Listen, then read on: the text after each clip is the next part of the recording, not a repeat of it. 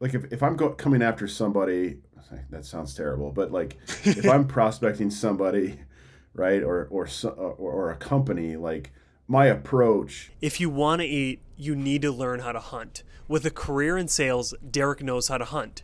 And he knows a good amount about marketing.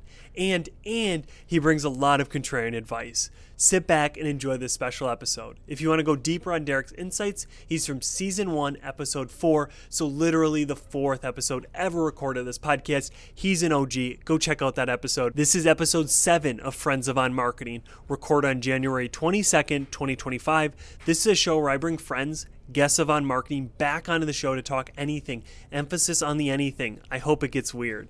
Thank you for being here, and make sure to follow and support my friends. Their work is important, and so is yours. So reach out if you want to chat marketing, and maybe you'll get a future Friends episode. Before we get back to our conversation, let's get this out of the way. All opinions shared in this podcast are the individual views of the host and friends, guests, not those of their employers or associate organizations. This content is intended for informational purposes and should not be considered professional marketing or life guidance. Listeners act on the information provided at their own risk. Thank you again for being here. So, Derek, what have you been talking loud about? Is there anything you're uniquely obsessed about right now? I got the same question last night in our life group. Like, what are you excited about personally, and what are you excited about professionally? I think probably the thing I'm most excited about professionally is, you get an idea, especially as a small business owner, like, and you really are all in on that idea. I don't know if this happens with you, Jordan, but I don't want to talk about it the way that people talk about like big news, and there's nothing really behind it. Like there's no web page, there's no content. It's just like big news, and it's almost like, are you just saying there's big news to say there's big news so you can get engagement from it? So it's like, even last night we're talking about it. So I have a web page that's I've designed and built, and this whole sort of idea for where I want to take my business in 2025, but I don't really want to talk about it that much because I don't want to be that guy. But it should be deployed by tomorrow, and I'm actually filming sort of a promotional video for it tomorrow. So I feel comfortable saying that I'm very, very excited about where I am as a business. I'm launching a virtual sort of training. It's really a spin on sales training, except like, so many sales training courses you go to, they teach you how to sell. They don't necessarily teach you how to prospect. So the course itself is called Prospector, which is a spin on sort of the name Disruptor. Disruptor. It's spelled with a U. And it's really all about sort of leveraging the old school tactics of prospecting and marrying them with the new school sort of how it is tactics of social media, stuff that I've been doing, I've done for myself to help really my clients or people that want to join learn that specific skill set. So I'm very, very excited about that. I think it's a lot of value, and it's I think very sort of affordable versus some of the other sort of courses I've seen. So I'm pretty excited about that. I know that's not like this big innovative thing, but I feel pretty good about it. So No, that's awesome. talking So, I'm talking sort of loud about that. yeah, yeah. Well, obviously you put time, you put effort, and it's been kind of an evolution or kind of a journey, at least from when we first even crossed paths on LinkedIn 4 or 5 years, kind of see where you are now and really having that distinct brand, I would say, outside even just the wording. I mean, I think naming is important, which is cool, prospector, disruptor, but even outside of that, you're bringing, again, it's just like this innovative or new way of doing things or non-obvious. Have you ever thought of like frame it, just some of the things you say, it's like, oh, that was non-obvious. Not many people are saying it that way, at least from content side. I obviously not a salesperson, but is there a lot of non-obvious things in there? I mean, to you, it's obviously obvious because you've been doing it. Well, so there's two things. There's one from experience, things I've picked up, right? Like, I think listening to what people tell you to do is one thing, and then doing them is another, because when you do the things that people tell you to do, you sort of find out your own nuances of what works and what doesn't work. So I would before I sort of answer the question, I think I would anticipate the people that sort of take this with me, a few years say, well, geez, Derek was full of crap because that doesn't work. And I would hope that because I think it evolves. It has to evolve because if it doesn't evolve, then I am a hypocrite because I feel like where I started prospecting 20 years is completely different than it is now. But I do think there's an element to that, an element to what worked back then that sort of works now.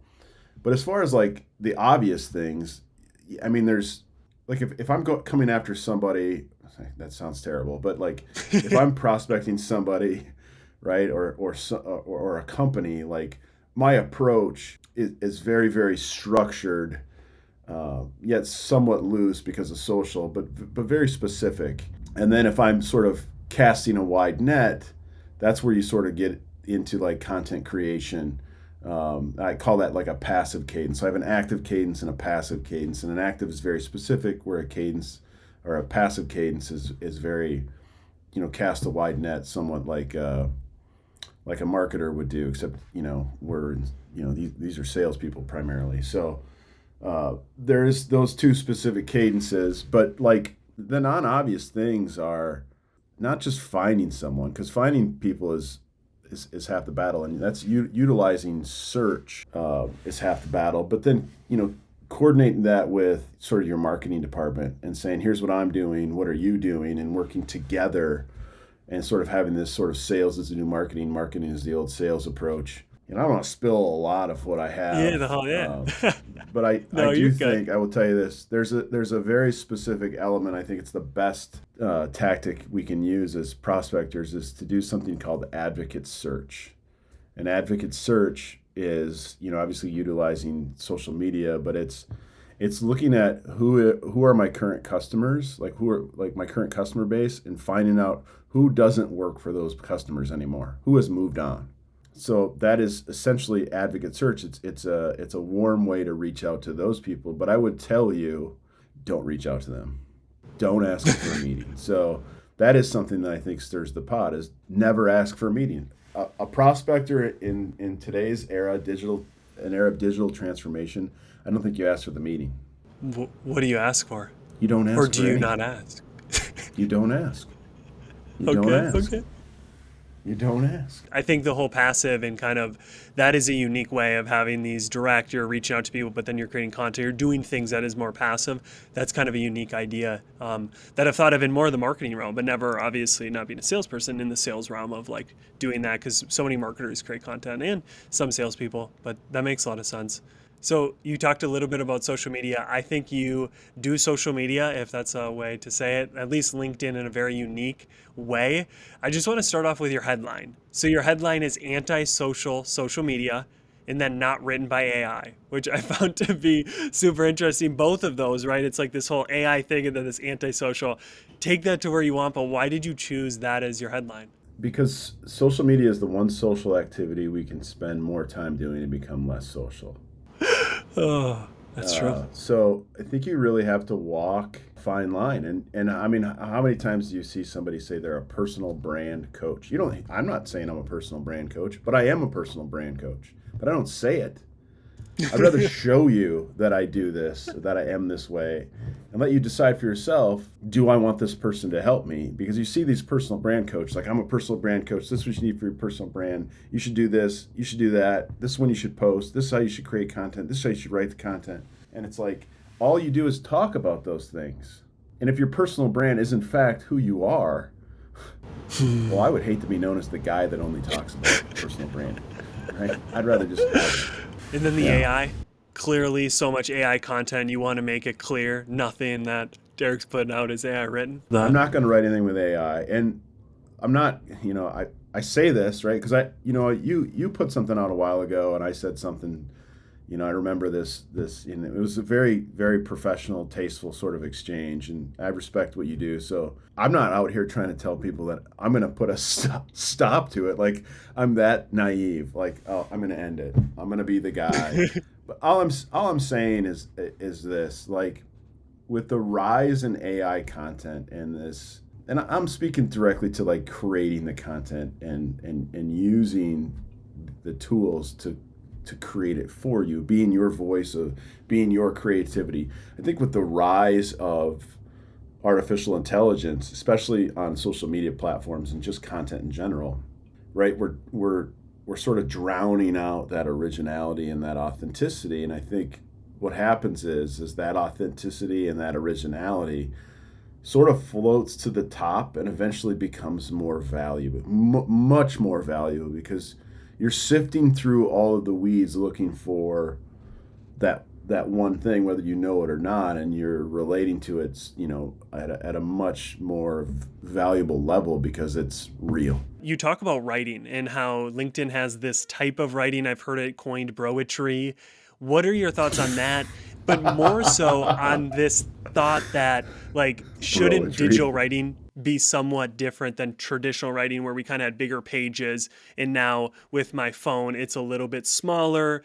How do you wrestle with the evolution of writing without, it seems, going too far of the broetry or the LinkedIn writing? I read somewhere, I think maybe it was like bros on Reddit jump on LinkedIn and are like, what is this? Like, who am I talking to? So I think there's like this side of it where it's like, yes, I'm reading on a smaller screen. I want to be able to digest it, which I think makes a lot of sense. But I also see the other side of it where it's, one, are we lazy? And I mean, just as people that absorb or take in that content, are we lazy? But I think there's another side to it too, and that is the side. And I think this is why it started. I don't think it started because of the justification that you've given it, Jordan. I think why it started is people had this assumption that if I could keep your eyes on my post longer, right, even though, right, it takes less time to read, that I'm scrolling through line after line after line of a Dr. Seuss book, like the LinkedIn gods, which, man, let me tell you, the algorithm that we worship will be duped into believing that I thought your content was valuable. And I think that's where it started. Maybe I should change my headline to LinkedIn conspiracy theorist, but like, That'd be a good one. No, I think, I mean, it's incentives, right? What gets incentivized gets, what's rewarded gets done over and over again. So that would make sense that after a while, this broetry, this kind of short prose, because it keeps you on post, and they might use that in their algorithm to say, oh, John got 55 seconds per person. It's like, well, it took that damn long to read his thing, where it could have been to the point of, yeah, that makes sense. I've thought of it from blogs, and even on blogs, you've started to see, at least for me, this shift of going more towards, you just have 7-sentence paragraphs to maybe at max like 3-sentence, and that for me like that it aligns with how I read, and I think how the younger generation consumes. It's just a little bit like snappier. I want to like kind of skim through it, which you can either resist that or not, but I think there is too far, which you're kind of talking about. So I did want to like highlight the balance of it. I love that you mentioned that, the younger generation. So does the younger generation even read? I would say no. And that isn't a knock against their intelligence. I just think that they're teaching us how to consume content. So me trying to sort of placate to them by, if that's in fact why I would do something like that, spread out my sentences into 600 lines, right? If that's why I would do that, because I want to sort of adhere to a younger generation, then I'm just being naive, because the younger generation, my daughter's 17, she's not reading posts. She'll look at me and just say, Dad, I didn't read that. It's too long. She's literally what's the TLDR, too long didn't read generation. Not gonna happen. Yep. But they are going to absorb short form content in video form all day long, which is proven, over the past couple of years with TikTok, and then everybody jumping on the TikTok train of, short form media on Instagram, even LinkedIn. Does that then lead to why, I mean, maybe it's more from the cinematic style side of it, but you do a lot of video. That's kind of been, at least from my interaction with you, a thing that you've done for a bit now. Is that a reason, or what was the reason for you kind of deciding that video might be my main content, not my only content medium, but it seems you do a lot of those videos and you use those in your newsletter, which I found to be a great repurposing? I think for me, video, like I just love storytelling, where Disruptor, when people ask like, what kind of marketing does Disruptor do? I tell them story-driven marketing. To me, you can create You can create ads all day long. You can have funnels all day long. You can have the best marketing strategy in the world. And you see this from a lot of companies because they put their stuff in front of you. And then you look at it and say, man, you put all that time into your solution and about 10 seconds into the creative that goes along with it. Good content is good content. You don't have to question good content. It is. And whether you think my content is good or not, I will tell you this, put a lot of time into it. It isn't something I just whip up. It's very thought out. And I think at the end of the day, or when it's all said and done, that's the kind of content that has longevity, that leaves an impression on people. So I like the story driven. I mean, I think you could obviously take that to podcasts, to really any medium, but it might be the most easy or the most obviously visual of a story. So you can get on all your senses versus podcasts doing these long series. It's very hard to tell stories that way, but when done, it works. So my thought though, when you're talking about good content is good content, that's interesting because I would disagree in the sense that good art isn't good art because it's liked by everybody. Good art is good art because it's liked by who it's for. Going kind of to Seth Godin, who is it for? What is it for? How do we know it's working? How do you think about that? I mean, you can't make content at the end of the day and say this is for everybody because you have a very specific way you share stuff. I mean, even just on this podcast, certain people might get upset with the things you're saying. So you're not creating for everybody, or do you create for everybody and just like hope it resonates with the ones? Or what are your thoughts on my pushback? I absolutely love, well, good pushback. I love it. And Seth Godin isn't wrong. Like, I mean, he's Seth Godin, but I would take it a step further. I don't create content for anyone aside from me. Yourself. I create content for me. If I'm proud of it, I love it. I'm putting it out there. I don't care who likes it and who doesn't like it. It's not Okay. like, I mean, you can find yourself, man, in a really, really depressing, I don't want to say world, but life's going to be pretty rough if you're hanging your hat on who's engaging with your stuff, who likes your stuff. But I tell you what, man, I go to bed easy at night knowing like the stuff that I create and put out there, damn, I'm proud of it. I'm so proud of it. I'm proud of the work that I've done, and I'm proud of today the newsletter goes out on Wednesdays, but like I wrote about this idea of, it's an Ernest Hemingway quote, which I don't know if you follow along with Ernest Hemingway at all, but not many of us do. And for me to sit here and say like, oh, I know exactly where the excerpt came from, but he has this quote that says, "Write hard and clear about what hurts." That's, I think, where real connection comes in. I think, it's not like just being vulnerable. It's about being truthful. And if there's one thing that people are inspired by, it's the truth. And the truth can be a subjective thing, but if my truth is your truth, we're probably going to be best friends, for lack of a better phrase. And it's something that has really sort of stuck with me for a long time is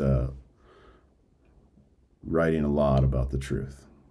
I don't even know if I answered your question. I just went on a tangent there. Sorry. No, the first thing you said, which is confirmed at least from Rick Rubin in his creative act, is essentially to create for yourself. That if you don't create something you like, in creating for an audience is a never-ending game because you constantly switch, and eventually you get 30 years down the road and you're someone else because you constantly cater to the audience. So you created carousels when they were hot, and now you're creating, and it just is a road to kind of, I think, very generic and not who you are. So I like that. It's hard in practice to create for yourself, to create things you're proud of when life's kind of going fast or all that stuff. But I do think that's so true that if I don't like it, why the hell am I putting time and effort into it? Or why, which is totally this show. It's for Jordan 6 years ago, marketing insights he needed to hear or things he could have learned that didn't have to relearn stuff. But then your second point on kind of writing the pain and all that. There's another quote, and I'm not even going to try to guess who said it, but it was emphasizing that there's this great writing technique called like the 1-2 punch. So you say one thing and then you instantly go back on something different. So the way that it was explained is writing is easy. All you have to do is open your vein on the page. And it's this 1-2 punch where one, it's like writing's easy. So you set yourself up for like they're going to say something about how easy it is. And then they say how hard it really is. It's literally, to your point, cutting myself, putting myself on this page, bleeding out. And that's the hardest thing ever, I think, for people. And I think that's why I hope writing never goes away. I think about journaling and all those things. It's how we think through stuff. I have therapists in my own life, but I think this writing is thinking is so critical of like working through stuff. So that kind of leads into a bit. I wanted to go into TikTok. You had an interesting post on that. I'll just link that because I thought it was kind of interesting, kind of conspiracy thought. Maybe we'll get to it. But you talk about very much your sobriety, your struggle with alcoholism, and that kind of essentially how you framed it recently is how you live for others, which really hit me of like, oh, that's something I want to do, live for others, focus less on myself. I don't, it doesn't matter what I achieve. You clearly found that truth the hard way. Is writing something that helped you through your sobriety? How have you used writing to work through, I can't imagine all of the things that come with that, and especially kind of the family stuff and all that was going through. How do you use writing, or have you used writing for that? I don't know how much time we have, but part of the recovery journey is taking a moral and spiritual inventory of everything in your life. That is a writing exercise. So you don't have to be a writer to do that, but that's a huge step in recovery, whatever it's from. So writing down every single person that you've ever known that has left an impact on you, every institution, school, event, everything. I mean, that's really, I think, where it began for me, was jotting all of those down and answering questions like, what happened? And what was the impact that it had in your life? And was it your fault? And that's a recovery thing, but out of taking a moral and spiritual inventory, when you're in a recovery program, at some point in time, the recovery program is going to ask you, if you've gone through the 12 steps, if you'd like to share your testimony. Sometimes they might actually say you need to share your testimony as part of the process. So I don't know about you, but writing your testimony is almost like writing a eulogy. It's like, this is my life, and I'm going to put it out there for everyone. So that in itself is another writing example. And I did that, and then eventually just started to write, and I wanted to tell stories. I have all these stories from growing up, and that sort of segued into really starting to take myself seriously. So, I mean, the goal, probably the biggest goal that I have, is to write a book. And I can assure you, it won't have anything to do with sales, marketing, or personal branding. Would it be, how would you think of it? Would it be like memoir-esque, kind of your life, different stories, lessons you've learned? Or have you not got that far on kind of what it would manifest? Yeah, I mean, it wouldn't be a memoir or an autobiography. It would be almost like a lessons kind of book, like a guide. And it would be obviously based a lot off of personal experience. So sort of like if you've read the book Into the Wild by John Krakauer, right? He's talking about his own experiences being in the wild and comparing them to Christopher McCandless's experience.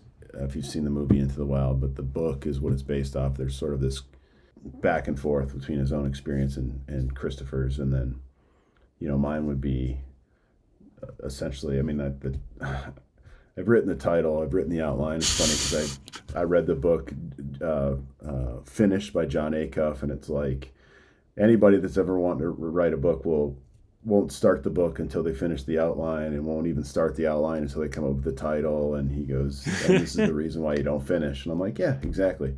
But I have, a title for it. I have an outline for it, and for some reason have this like in my head that I have to be in a very certain scenario, certain place. And some reason, like, I don't know, Bon Iver is one of my favorite bands in the world, which I just actually wrote about them as well. But they wrote their first record for Emma forever ago. They wrote this. He wrote this. Justin Vernon wrote this. He sat in a cabin in Wisconsin, where he's from, in the middle of winter, and he didn't leave until he was broke until he finished the album, and it ended up being like, I mean, it's literally a masterpiece. But to me, I'm not putting myself in the Bon Iver sort of status here, but to me, it's like I'm in a cabin for like 2 weeks in Alaska, which is where I've always wanted to go, and it's the middle of winter, and I can't go outside. I just write. I just write and write and write and write. Now that's interesting. I enjoy how you pull that out. I think there's probably a million paths, but there seems like there's those two roads of lock yourself away, create the best album, create the best thing with no input from the outside world. And then you have kind of the Seinfeld or the others that it's like, I'm going to do 15 every day. I'm going to put an X on the calendar every single day, taking in inputs, changing based off of life. And that's how you create said thing. I find myself naturally, I go to that it's almost like I idolize the creative. It's like, I need to have the space. I have a new baby. So it's like, I need to have no baby in front of me. And it's like, no, actually the best stuff comes when I'm distracted. The best stuff like actually comes when I'm holding the baby. And that's like, I'm trying to work through that, because to your point, it's like, I'm never going to get that time to finish my marketing book or whatever I want. So I actually have just started it. Don't have a title, have the table. But it's just like I've essentialized this thing of like, when I get there, space to think and all of it. It's like, at least from you hearing it, I'm like, I don't think I'll ever get there. So like, why not start early? And obviously certain books do demand different things, like a life well lived. If you're going to write on life lessons, you don't want to take that from a 21-year-old. But I think for some things, it's just start, which is the hardest thing, is just to like get that first word down. But I'm not going to coach you, because I got a book myself that I've yet to push through. But Derek, do you want to just touch maybe on kind of this lesson or this takeaway you got? You talked a little bit about the writing, as I framed it that way, but like how you learn to live for others. Obviously, I think it's a natural challenge that I wake up in the morning and the world is revolving around Jordan, and everybody has this same experience. But as I spoke with someone on this podcast, there's this concept called Sonder, which is that everybody wakes up. So if you understand that, then it's like, well, I could be the main character in one movie, or I could be a supporting actor in thousands and thousands and thousands of movies, and I find far more joy in that. That's not normal. Most humans live their life for self. Clearly rock bottom, clearly those things, but like work through how you got to this place of living for others and trying to build a life that is what you do for others versus how high your tower can get built. This is a big answer. I mean, this has a lot to do with sort of my personal faith, my faith journey. But I'll start with this. I think probably the most significant and important lesson a man can learn is that his life, or your life, is not about you. The faster you learn that, I shouldn't say learn it, accept it, probably the faster you're going to get on with what you want to do. But, you know, I have a 15-year-old son, a 17-year-old daughter, and I've been married now for it'll be 20 years this year. And I have accepted that, you know, a long time ago, that, you know, even when I get pissed off, like, you know, it would be nice if somebody else was living for me or something. But, you know, it's I think probably the most important thing is realizing that your life is not about you. And, you know, for those of us, and I don't want to put myself in that category, because I'm only trying, you know, I'm not fully there as much as I want to be. You know, living a life according to, you know, Christ as your Savior, I think it's difficult. It's difficult to not live for yourself. But part of this sort of experience, not to, you know, I'm going to get personal and whatever, but years ago, I had this, you know, my wife and I were kind of going through this, we were struggling, and I had a mentor of mine who, you know, like, told me, he goes, dude, you need to shut up. I mean, he just flat out like, shut up, quit complaining. You don't even get it. And I'm like, okay, now I want to fight you. And he goes, no, you don't. He goes, your definition of love is not the same definition of somebody else's, you know, the definition of love. And you have to accept that your wife loves you the only way that she knows how to love you. It's probably not the same way that you love her, and that's what makes you compatible. You need to just ask her how that you can love her more. tell her how much you love her and ask her how much you can love her more. And in return, she will see and believe that you're trying. And I think that sort of started a lot of this for me because, you bake in recovery, you bake in faith, and here, it sort of makes up this entire sort of narrative that I'm trying to vaguely explain to you and your listeners, but that has a lot to do with it. Yeah. Living for others starts with really dying to yourself. Which, going to the Bible, I mean, that's a very, pick up your cross daily, die to yourself, love your neighbor, all these, which is interesting because there's a huge juxtaposition of what Christ led and where the church is at, maybe today, but probably for most of history, especially after it got bedded with the Roman Empire, that it was all about winning. It was all about conquering, being like the best. And even if you think of the church's factuation with Trump, it's a lot around this winning, dominating, all that things. And then you look at Christ and he won through complete defeat. Like, I can literally, Caesar, do whatever I want to you.